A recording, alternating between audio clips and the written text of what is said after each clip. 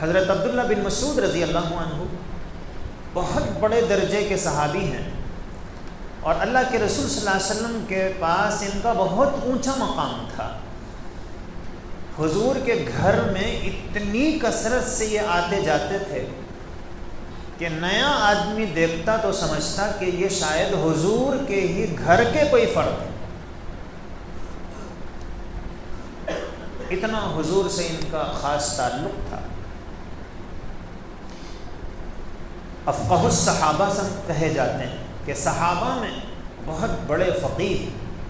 صحابہ ان سے مسائل پوچھتے اور فتویٰ پوچھتے، صحابہ میں مفتی تھے۔ لیکن عبادتوں کا حال یہ تھا، ان کے بیٹے کہتے ہیں کہ رات میں جب سب لوگ سو جاتے تو میں ان کے عبادت کی وجہ سے اور نماز میں، تلاوت میں، دعاؤں میں رونے کی آواز کو ایسا سنتا تھا جیسے شہد کی مکھیوں کی بھن بھناہٹ ہوتی ہے، حتیٰ یصبح، یہاں تک کہ صبح ہو جاتی، رات بھر عبادتوں میں لگے رہتے۔